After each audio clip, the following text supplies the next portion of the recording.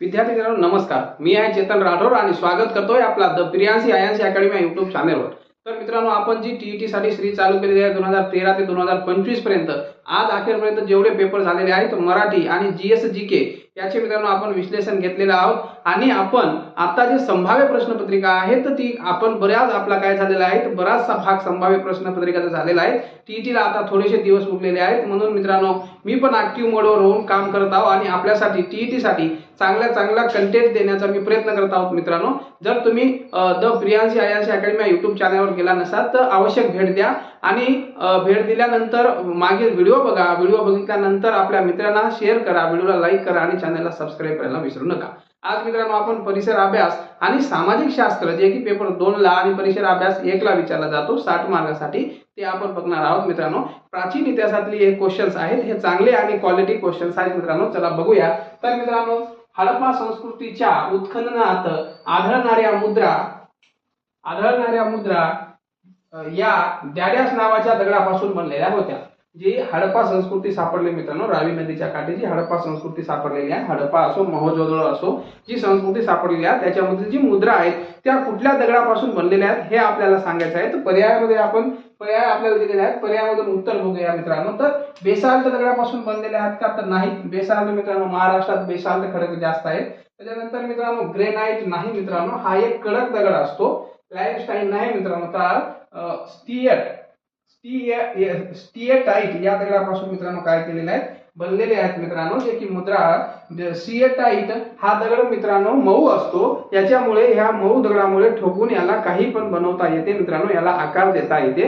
जी मुद्रा आहे मित्रांनो तो मुद्रा कशासाठी, जेव्हा आपण व्यापार करतो आपला माल दुसऱ्या म्हणजे प्रांतात जाते, दुसऱ्या देशात जाते मित्रांनो, त्याच्यावर ठसा उमटायचा। ते ठसा हा माल आलाय कुठून, कुठल्या याच्यातून आलाय, कुठल्या बाजारातून आलाय, कशा प्रकारे आलाय हे सगळं त्या मुद्रावर लिहून त्याच्या म्हणजे जे मालावर ठसे उमटायचे ते ठसे दुसरीकडे गेल्यावर त्या मालाची ओळख पटायची मित्रांनो, म्हणून मुद्राची निर्मिती प्राचीन काळी खूप जास्त होत होते मित्रांनो। आताच्या काळी जे सिक्का असतात त्याचंच काम हे काय करायचं मुद्रा प्राचीन काळी करायचं मित्रांनो। तर कशाला बनलेला आहे तर 3 नंबरचा स्टिएटाइट या दगडापासून संस्कृती म्हणजे काय मित्रांनो मुद्रा हे बनायचे, कधी तर हडप्पा संस्कृतीत ते बनायचे मित्रांनो।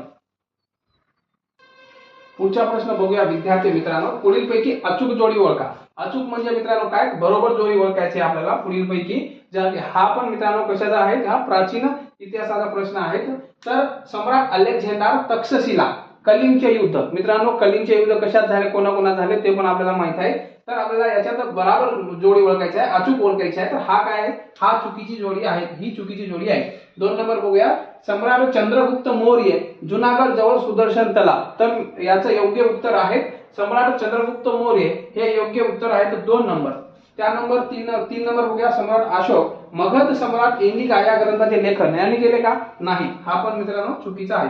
त्यानंतर 4 नंबर बघूया, सेल्युकोस निकेटर सिकंदरचा सेनापती धनानंदचा पराभव, हे सिकंदरचे सेनापती होते का, नाही, हा काय होता लेखक होता, कविताकार होता, लेखक होता, इतिहासकार होता।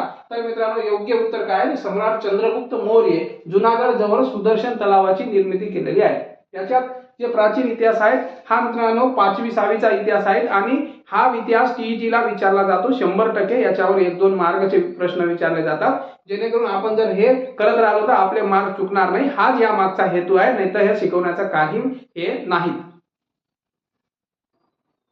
पुढचा प्रश्न बघूया, पुढीलपैकी चुकीची जोडी ओळखा। काय करायचं आहे, चुकीची जोडी ओळखायची आहे। पुढीलपैकी आपल्याला हे पुस्तक दिलेले आहे आणि त्यांचे काय दिलेले आहेत, लेखक दिलेले आहेत। तर बघूया, भारवी कुमार संभव माग शिशुपाल वर पाणिनी अष्टाध्यायी आणि मित्रांनो कालिदास रघुवंश। तर याचं योग्य उत्तर आहे भारवी कुमार संभव हा चुकीचा आहे, कारण की हा कुमार संभव जो ग्रंथ आहे तर हा कोणाचा आहे, कुमार संभव हा कालिदास यांचा आहे।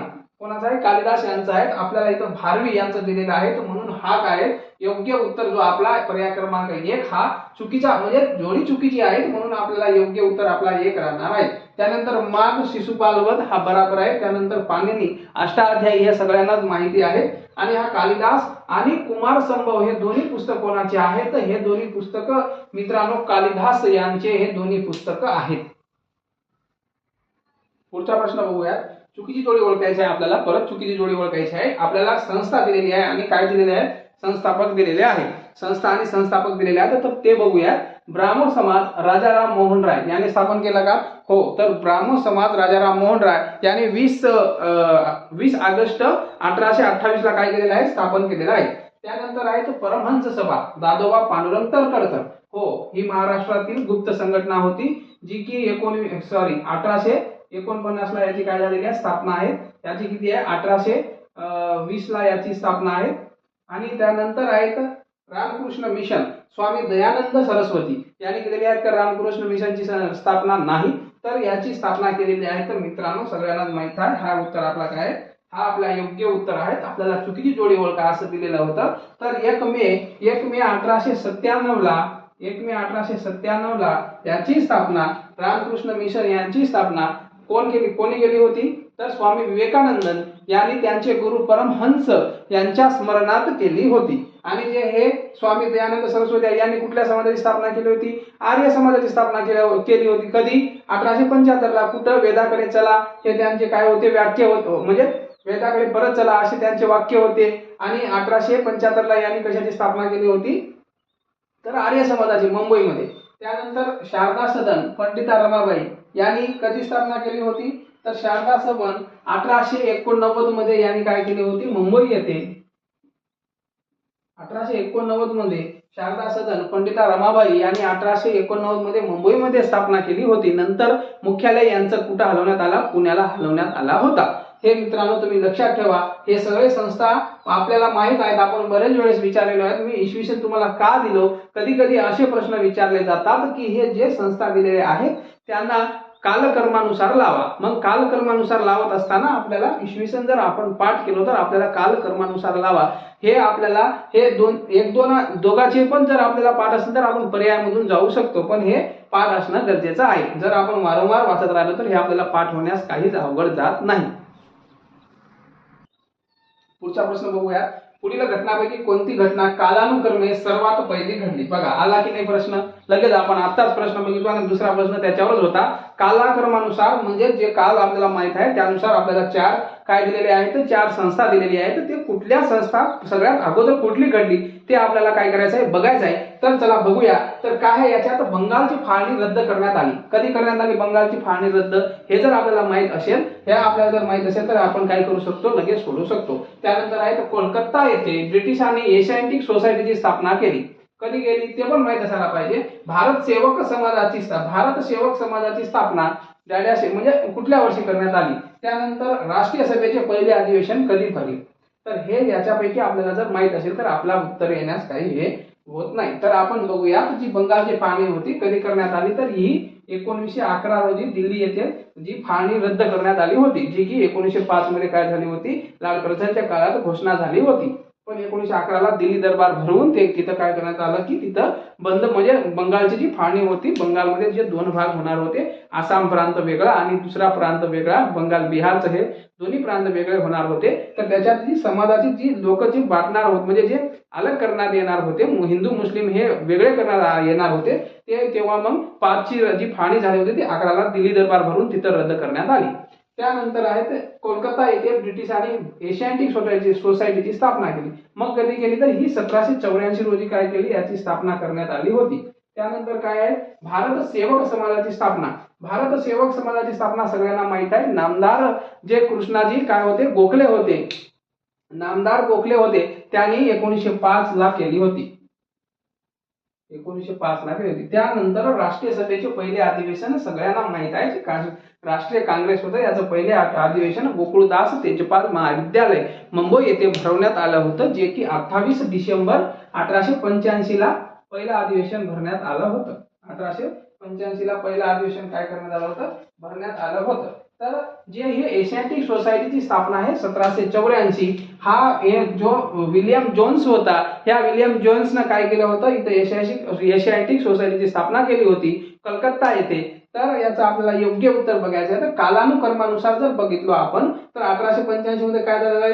राष्ट्रीय सभेचे पहिले अधिवेशन भरले. 1905 मध्ये नामदार गोपाळकृष्ण गोखले यांनी काय केलेले आहे, भारत सेवक समाजाची स्थापना केली आहे. 1911 मध्ये हे सगळे कालक्रमानुसार बघितलं तर सगळ्यात अगोदर जी घटना घडली होती तर ती कोलकाता येथे ब्रिटिशांनी एशियाटिक सोसायटीची स्थापना केली होती. तर कधी केली होती, विल्यम जोन्स यांनी 1784 मध्ये कोलकाता येथे ब्रिटिशांनी एशियाटिक सोसायटीची स्थापना केली होती. तर कधी 1784. त्याला आपला योग्य उत्तर काय आहे तर 1784 आहे.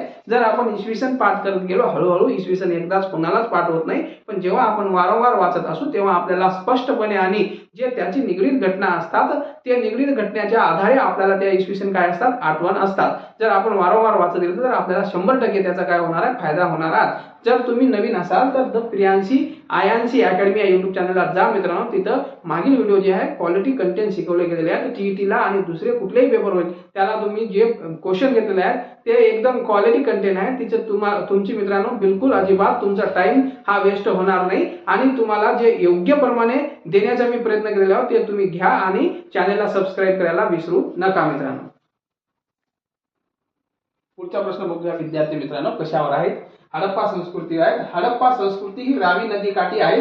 कुठे आहे आता ते हडप्पा संस्कृती रावी नदी काठी आहे. तर जो प्रदेश आता पाकिस्तानात पंजाब युक्त पाकिस्तानात तो गेलेला आहे. जो पंजाबचा काही भाग आहे तो पाकिस्तानात आहे. जसं जम्मू काश्मीरचा काही भाग पाकव्याप्त जम्मू काश्मीर आपण म्हणतो त्यांना विद्यार्थी मित्रांनो, तशाच प्रकारे पंजाबचा पण काही भाग मित्रांनो पाकिस्तानात गेलेला आहे. तर त्या पंजाबच्या काही भागात राखलदास बॅनर्जी आणि दयाराम साहनी त्यावेळेस म्हणजेच 1921-22 ला रेल्वेचं काम करत होते, रेल्वे खोदण्याचं काम करत होते, पटरी जे रेल्वेची पटरी असते ती बसवण्याचं काम करत होते. तेव्हा त्यांना दोन संस्कृती सापडल्या होत्या, ते खोदत होत्या.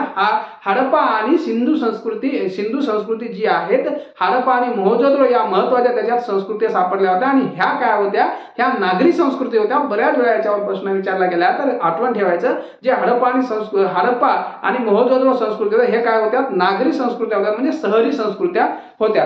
तर आपल्याला याच्यात बघायचं आहे हडप्पा रावी म्हणजे हे दिलेले काय आहेत आपल्याला, जी हडप्पा आहे ती रावी नदी काठी होती. तर हुल्लास कुठल्या नदी काठी होती. तर हे मी तुम्हाला काही नदी आणि त्याचे शहर दिलेले आहेत. तुम्ही याच्यावर स्क्रीनशॉट काढू शकता जेणेकरून तुम्ही एवढे केले तर याच्यावर वारंवार आतापर्यंत बरेच वेळेस जे प्रश्न आलेले आहेत टीईटीला आणि दुसऱ्या कुठलाही जेव्हा पेपर होतो तेव्हा जर प्राचीन इतिहासावर विचारत असेल तर जास्तीत जास्त हडप्पा आणि मोहंजोदडो याच्यावरच विचारला जाते. तर हे जर तुम्ही स्क्रीनशॉट काढून ठेवला तर तुम्हाला बऱ्याचपैकी याचा फायदा होईल मित्रांनो.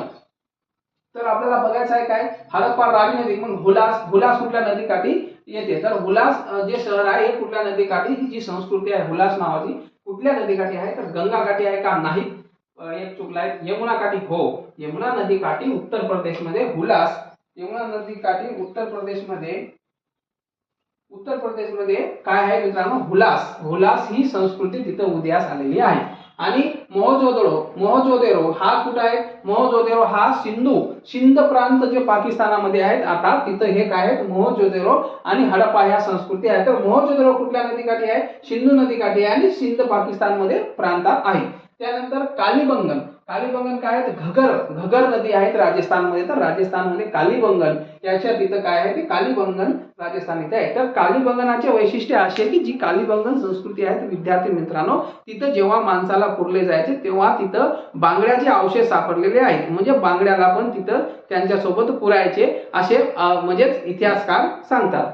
तर काही ठिकाणी शेळी पण काही ठिकाणी कुत्रे पण जेव्हा माणसाला पुरायचे तेव्हा ते तिथं त्यांना पुरण्याची ही प्रथा होती. त्यानंतर लोथल भोगवा गुजरात येथे आहे. जी लोथल संस्कृती आहे मित्रांनो तर भोगवा नदीकाठी कुठे आहे ती गुजरात येथे आहे.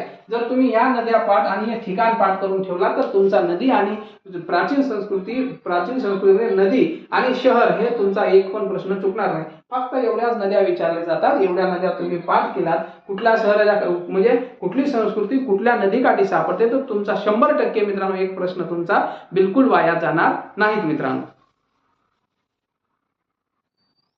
पुढचा प्रश्न बघूया. इसवी सनाच्या पहिल्या शतकात फुनान या प्राचीन राज्याची स्थापना डॅडॅश या देशात करण्यात आली. कुठं करण्यात आली होती, फुनान या प्राचीन राज्याची स्थापना डॅडॅश या देशात करण्यात आली होती. तर कुठं करण्यात होती, फुनान ही संस्कृती कसली होती, ही बौद्ध हिंदू संस्कृती होती फुनान. तर कुठल्या देशात करण्यात आली होती ते बघूया. चीन मध्ये करण्यात आली होती का, नाही अजिबात नाही, चीन मध्ये नाही. त्यानंतर थायलंड, बिलकुल नाही. त्यानंतर म्यानमार नाही. तर योग्य उत्तर आहे कंबोडिया. इथं काय करण्यात आली, फुनान नावाची जी संस्कृती होती, जे की बौद्ध हिंदू संस्कृती होती, ही कुठं करण्यात आली होती, तर ही फुनान नावाची संस्कृती कंबोडिया येथे करण्यात आली होती. आणि एक महत्वाचे वैशिष्ट्य, कंबोडियाला जे हिंदू मंदिर आहे ते सगळ्यात मोठे मंदिर मित्रांनो जगात कुठं असेल तर ते हिंदू मंदिर हा कंबोडिया या ठिकाणी आहे. हे तुम्ही पॉइंट लक्षात ठेवा, जेणेकरून जेव्हा याच्यावर प्रश्न विचारले जातील तेव्हा तुमचा प्रश्न अजिबात चुकणार नाही. पुढचा प्रश्न बघूया. अगदी सोपा प्रश्न दिलेला आहे पुढचा. लीळा चरित्र हा ग्रंथ ज्याने संपादित केला, सगळ्यांनाच माहित आहे. तर लीळा चरित्र हा ग्रंथ कोणी संपादित केलाय, तर लीळा चरित्र हा ग्रंथ चक्रधर स्वामी याने केला काय, नाही तर माई भट यांनी काय केलेलं आहे, तर त्यांचे जे हे गुरु होते त्यांच्या स्मरणात माई भट यांनी काय केलं आहे, लीळा चरित्र हा ग्रंथ संपादित केलेला आहे. चक्रधर स्वामी हे सगळ्यांना माहित आहे. यांची जी एक जे मित्रांनो वारकरी संप्रदायाच्या अगोदर जे मराठी वाचवण्याचं काम कोणी केले असेल तर चक्रधर स्वामी माई भट यांचे काय आहेत, हे महानुभाव पंथाचे जे आहेत यांचे जास्तीत जास्त योगदान हा मराठी वाचवण्यासाठी आहेत मित्रांनो. तर जे महादंबा आहे तर ह्याला मराठी पहिली कवयित्री म्हणजे सगळ्यात अगोदरची कवयित्री, जुनी कवयित्री म्हणून महादंबा यांना काय केले जातात, मानले जातात. पुढचा प्रश्न बघूया. तर पुढचा प्रश्न कशावर दिलेला आहे, तर आझाद हिंद सेनेची स्थापना कोणी केली. सगळ्यांना माहित आहे मित्रांनो, पण बरेच वेळेस कन्फ्युज होतो की आझाद हिंद सेनेची स्थापना कोणी केली. सगळ्यांना माहिती आहे आझाद हिंद सेनेची स्थापना 21,000 सैनिक जे जपानमध्ये भारतीय सैनिक पकडले होते, जपानमध्ये 21,000 सैनिक जे कैदी होते यांची सुटका करून रासबिहारी बोस यांनी आझाद हिंद सेनेची स्थापना केली होती. कदम कदम बढ़ाया जाए हे आझाद हिंद सेनेचे काय आहेत, ब्रीदवाक्य आहेत, घोषवाक्य आहेत. आणि चलो दिल्ली हे त्यांचे काय झाले होते, नंतर हे पण त्यांचे घोषवाक्य झाले होते. तर नेताजी सुभाषचंद्र बोस यांनी मित्रांनो या सेनाला काय केलं होतं, पुढे वाढवलं होतं. पण याची मूळ स्थापना रासबिहारी बोस यांनीच केली होती मित्रांनो. हे आठवण ठेवा. आझाद हिंद सेनेची स्थापना कोणी केली असेल तर रासबिहारी बोस यांनी केली होती. पण स्थापना करून कोणाच्या नेतृत्वाखाली लढली होती ही सेना, तर नेताजी सुभाषचंद्र बोस यांच्या नेतृत्वाखाली लढली होती. आणि आझाद हिंद सरकार म्हणून हे काय सिंगापूर येथे स्थापना केली होती. कोणी, आझाद हिंद सरकारची स्थापना कोणी केली होती, नेताजी सुभाषचंद्र बोस. पण आझाद हिंदची स्थापना आझाद हिंद सेनेची स्थापना कोणी केली होती मित्रांनो, तर रासबिहारी बोस हे योग्य उत्तर येणार आहे. बऱ्याच वेळेस आपल्याला कन्फ्युजन होतं, पेपरमध्ये प्रश्न विचारले जातात, कन्फ्युज होतो म्हणून विचारले जातात. तर नेताजी सुभाषचंद्र बोस यांनी या जी ही सेना होती याचे नेतृत्व केले होते नेताजी सुभाषचंद्र बोस. पण स्थापना मित्रांनो रासबिहारी बोस यांनीच केलं होतं. त्यानंतर जे आहेत आणि हे जेव्हा हा आपला भारत हा इंग्रजाच्या ताब्यात होता, अंदमान निकोबार बेट हे दुसऱ्या महायुद्धाच्या वेळेस सुभाषचंद्र बोस यांनी काबीज केलं होतं आणि जिंकून घेतलं होतं. त्यानंतर आसाममध्ये पण ते लोक आले. नंतर पण दुसरा महायुद्ध हटल्यानंतर त्यांची स्थिती खराब झाली होती. जपान मदत करायला तयार नव्हता. जपान हा हारला होता दुसऱ्या महायुद्धात. म्हणून ह्या कैद्यांना काय करण्यात आलं, परत जिकडे तिकडे पळावं लागलं. डॉक्टर लक्ष्मी स्वामीनाथन, तर मग हे काय, तर ह्या डॉक्टर लक्ष्मी स्वामीनाथन ह्या जे आहेत, तर ह्या जे आझाद हिंद सेनेची एक महिलाची तुकडी होती, त्याला राणी लक्ष्मीबाई, राणी झाशी की राणी या नावाने तुकडीला या नावाने ओळखत जायचं. तर त्याचे जे हे होते, त्याचे जे नेतृत्व होते ते डॉक्टर लक्ष्मी स्वामीनाथन ह्या महिलेने मित्रांनो केल्या होत्या. तर आझाद हिंद सेनेबाबत तुम्ही एवढे वाक्य लक्षात ठेवा. याची स्थापना कोणी केलेली आहे, रासबिहारी बोस यांनी स्थापना केलेली आहे. पण आझाद हिंद सरकारची स्थापना सिंगापूरमध्ये कोणी केली असेल तर ते कोणी केलेले आहेत, नेताजी सुभाषचंद्र बोस. आणि आझाद हिंद सेनेचे नेतृत्व पण नेताजी सुभाषचंद्र बोस यांच्याकडेच होता. त्यांनी अंदमान निकोबार हे आणि हावलाक हे एक शहर कसे आसाम मधले हे जिंकले होते. त्यानंतर जे डॉक्टर लक्ष्मी स्वामीनाथन होत्या, तर ह्या राणी लक्ष्मीबाई, झाशी की राणी हा पथक होता महिलाचा आझाद हिंद सेनेमध्ये. तर इथं त्या पथकाचे नेतृत्व कोणी केले होते, डॉक्टर लक्ष्मी स्वामीनाथन या महिलेने केले होते. तुम्ही एवढे पॉइंट जर लक्षात ठेवला तर आझाद हिंद सेनेवर आणि कदम कदम बढ़ाया जाए हे त्यांचे काय होते, घोषवाक्य होते. आणि नंतर चलो दिल्ली हे पण त्यांचे काय झाले होते, म्हणजे कदम कदम बढ़ाया जाए हे ब्रीदवाक्य होते आणि चलो दिल्ली हे काय झाले होते, घोषवाक्य झाले होते मित्रांनो. हे एवढा पॉइंट तुम्ही लक्षात ठेवा. मग आझाद हिंद सेनेवर जेव्हाही प्रश्न येईल तेव्हा तुमचा तो अजिबात चुकणार नाही. पुढचा प्रश्न बघूया. बरेच वेळेस म्हणजे 1-2 वेळेस टीईटीला आलेला आहे प्रश्न. तर जंतर मंतर जयपूर आणि राणी का वाव कुठे आहे. जंतर मंतर जयपूरला आहे, तर राणी का वाव कुठे आहे.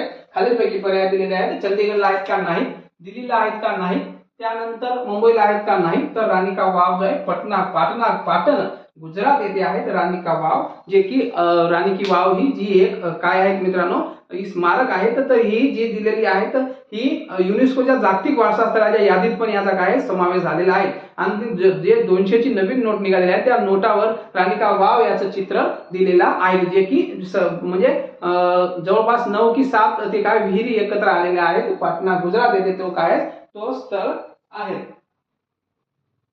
आणि तो एक ऐतिहासिक स्थळ असल्यामुळे जागतिक वारसा स्थळामध्ये त्यांचा काय झालेला आहे समावेश झालेला आहे. तर विद्यार्थी मित्रांनो, तुम्ही आतापर्यंत जर द प्रियांशी आयांशी अकॅडमी या युट्यूब चॅनलवर गेला नसाल तर तिथं जा, मागील व्हिडिओ बघा, जे की आपण क्वालिटी कंटेंट शिकवण्याचा प्रयत्न केलेला आहोत. मराठी व्याकरण जीएस जीके चे 90 मार्काचा मटेरियल टीईटी साठी आपण देण्याचा प्रयत्न करत आहोत. आणि जे मराठी व्याकरण जीएस जीके आहे दुसऱ्या परीक्षेसाठी पण तुम्हाला उपयुक्त पडू शकतात. जर तुम्ही चॅनलवर नवीन असाल तर चॅनलला सबस्क्राईब करायला विसरू नका आणि व्हिडिओला लाईक करत चला मित्रांनो. धन्यवाद.